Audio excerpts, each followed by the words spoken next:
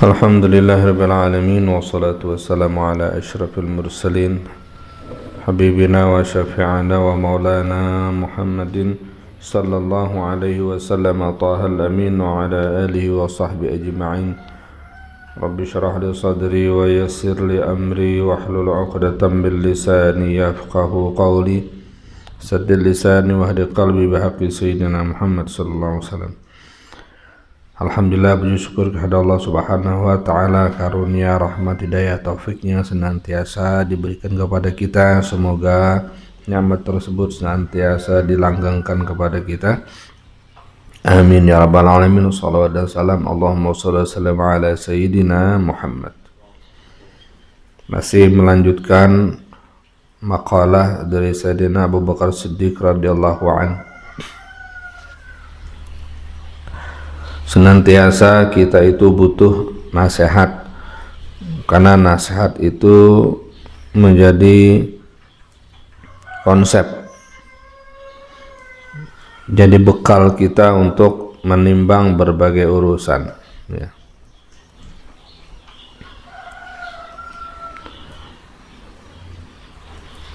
Dan ini adalah pelajaran yang terus-terusan harus aktif, harus ada pada diri kita, ya. Kenapa kita butuh nasihat yang banyak? Karena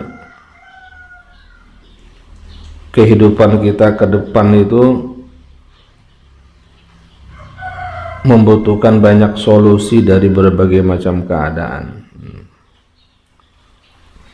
Makanya kita butuh banyak alat-alat timbangan-timbangan untuk mengukur, mencari solusi dan kebijakan dari setiap yang kita hadapi. Tidak semua masalah yang sama jawabannya sama.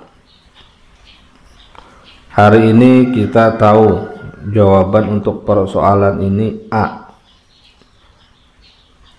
tapi pada beberapa kondisi yang lain, persoalan yang sama belum tentu jawabannya A seperti yang kita alami hari ini. Kenapa? Karena yang namanya kondisional itu berbeda.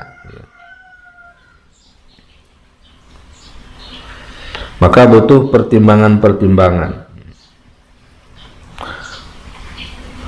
Ada satu hal umpamanya, secara efisiensi waktu cakep nih. Wah, bagus untuk kita lakukan, tapi dari sisi efektivitas tidak bagus. Dan disitulah perlunya pertimbangan-pertimbangan. Ada kalanya ilmu hari ini untuk kasus satu hari ini cocok, tapi dalam kasus yang lain, di waktu yang lain, kalau ilmu ini tidak bisa dipakai.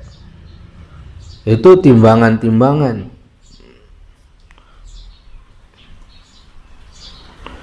Maka butuh kita nasihat-nasihat untuk menjadi bekal referensi, ya.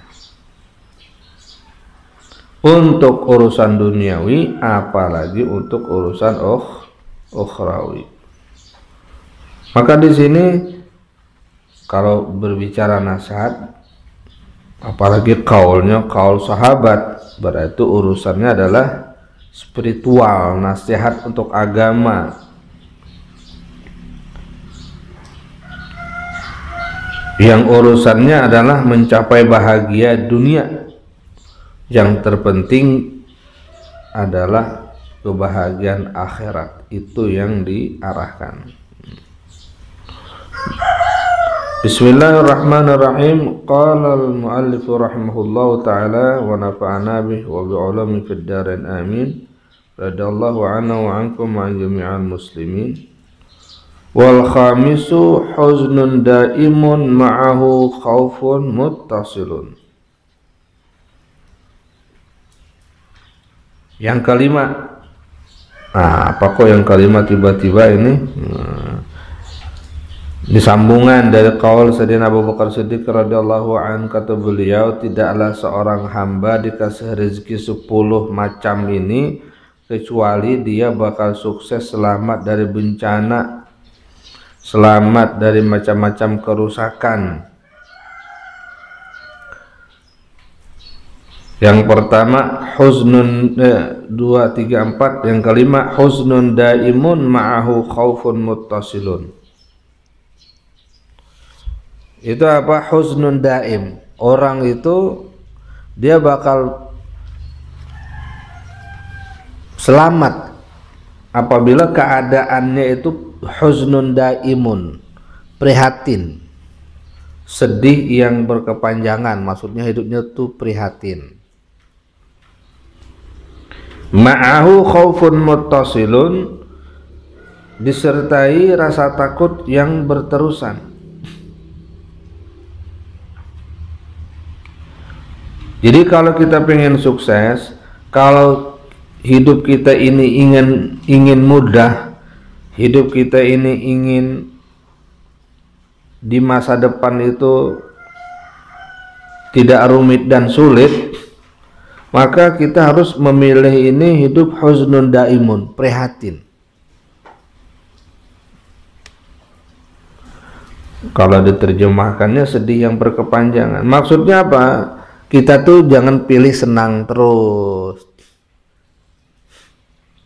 pengennya enak terus, santai terus, nggak ada perjuangan. Nah, kalau kita memilih hidup seperti ini, ya siap-siap aja di masa yang akan datang kita bakal banyak kesulitan dan rumit kita punya hidup.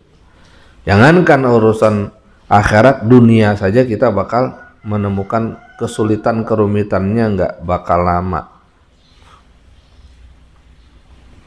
Nggak dalam waktu yang panjang kita bakal menemukan kesulitan dan kerumitan hidup. Maka seorang santri dia lebih memilih hidup huznun daimun, prihatin, karena dia akan mempersiapkan kehidupan yang lama. Dia belajar, itu husnun daimun, prihatin, sedih yang berkepanjangan namanya.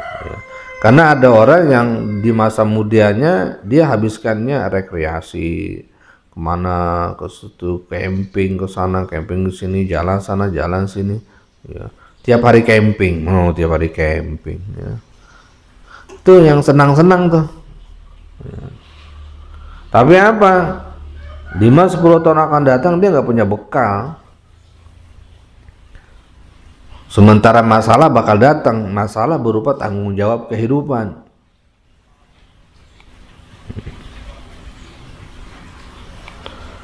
Tapi bagi orang yang dari sekarang ini dia ngapalin, dia merencanakan masa depannya, dia bangun pagi, ya, dia melatih diri dan membuat apa yang selama ini sulit sama dia, wah ini harus saya kerjakan secepat mungkin ini, tidak menunda-nunda. Nah, itu persiapan-persiapan sulit, persiapan pilihan hidup husnun daimun. Nah, maka masa depannya dia akan mudah.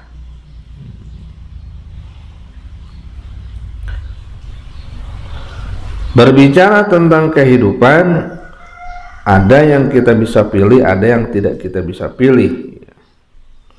Nah, diantaranya yang kita tidak bisa pilih adalah al-faqah wa hajah, ketidak memiliki sesuatu. Kita ada pengen banget mendapatkan sesuatu, tapi emang belum rezekinya belum dapat.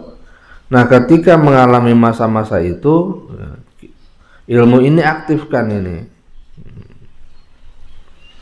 Apa kata Nabi SAW? Lau ta'lamuna ma lakum indallah, kalau seandainya kamu mengerti, kalau seandainya kamu tahu apa yang Allah siapkan untukmu di sisi Allah, la ahbabtum an tazdadu faqatan wa hajatan, maka pasti kalian akan menyukai berbekalkan ketemu Allah itu dengan ketidak memiliki sesuatu dan miskin. Faqatan wa hajatan, Jadi ingin pulang ke hadirat Allah, mati dalam keadaan nggak bawa apa-apa dari harta duniawi. Kalau kalian tahu.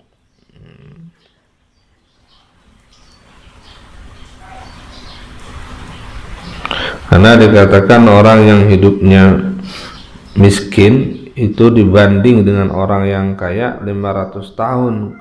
Kalau seandainya masing-masing masuk surga, yang miskin masuk surga, yang kaya masuk surga, itu jaraknya itu 500-an tahun. Apakah ini pelajaran nyuruh kita malas bekerja? Bukan. Bekerja itu biar getol, berusaha. Tetapi ketika kehidupan ini tidak bisa kita dapatkan sesuai apa yang kita inginkan, maka ilmu menerima keadaan ini kita pakai, sehingga kita tidak rungsing.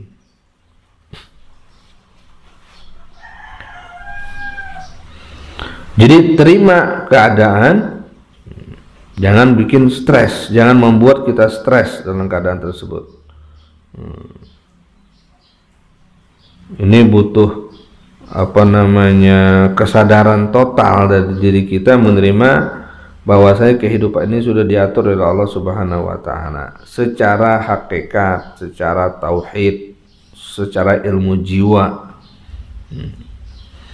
Tetapi ilmu zahir kita, walladzina jahadu fina lanahdiyannahum subulana. Sungguh-sungguh.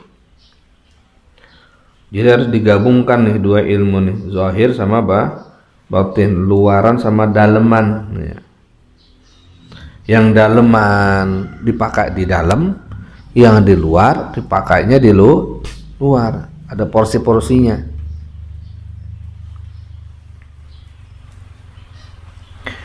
Zahirnya kita getol, urusan belajar, urusan bekerja, mencari rezeki, getol itu. Nggak boleh tampak orang Islam malas-malesan, nggak mau mengerjakan sesuatu, nggak punya planning, nggak punya program. Entar juga rezeki mah dari Allah datang, entar juga kalau alim, nggak ada rumus begitu, nggak ada. Gimana aja entar kita terima keadaannya kalau saatnya kita sungguh-sungguh, kalau emang belum rezekinya Pak Hari, belum dapat juga. Gitu. Nggak bisa, itu urusan batin. Batin pakai di batin, zahir pakai di zahir. Celana dalam ya di dalam pakainya, jangan di luar, kayak jangan Suparman. Ya, udah pakai celana dalam di luar pasang. Jadi urusan ridha, menerima keadaan tidak ada apa-apa, ya itu dalam hati. Zahirnya kita sungguh-sungguh. Itu namanya huznun daimun ma'ahu khaufun muttasil. Rawa at-Tirmizi, at-Tirmizi, at-Turmuzi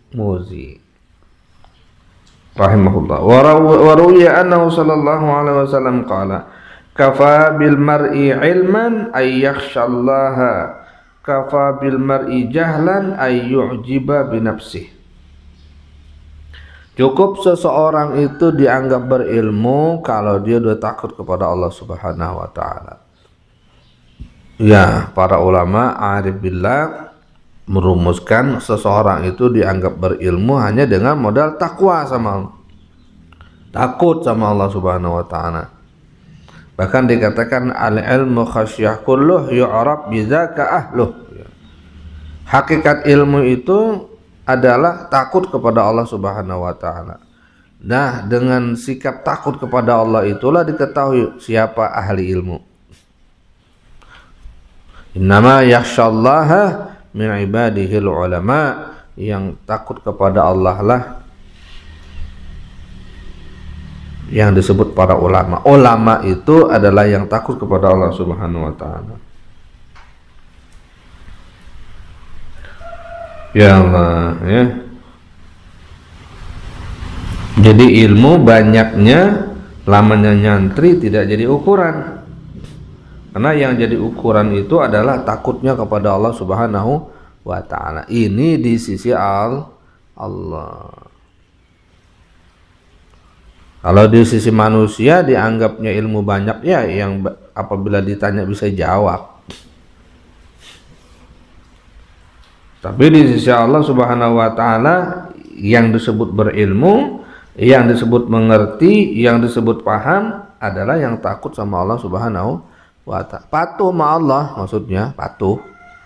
Manut sama Allah, itu disebut al-arif billah. Kafabil mar'i jahlan, dan cukup seseorang itu dianggap jadi orang bodoh. Dianggap bodoh sekalipun ilmunya banyak, nyatrinya lama, pengalamannya banyak, tapi dianggap bodoh. Kapan? Ayyu'jiba binafsih, ketika dia bangga diri, nggak mau menerima input dari yang lain, tertutup, tidak open minded, ya, nggak terbuka dia, ujub, merasa bangga dengan dirinya. Nah, ini orang termasuk orang bodoh, nih orang jahil, nggak nerima input. Ya, orang bilang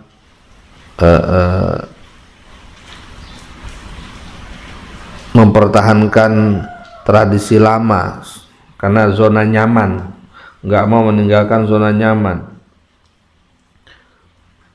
dan bangga dengan ilmu lamanya, padahal kehidupan ini berkembang.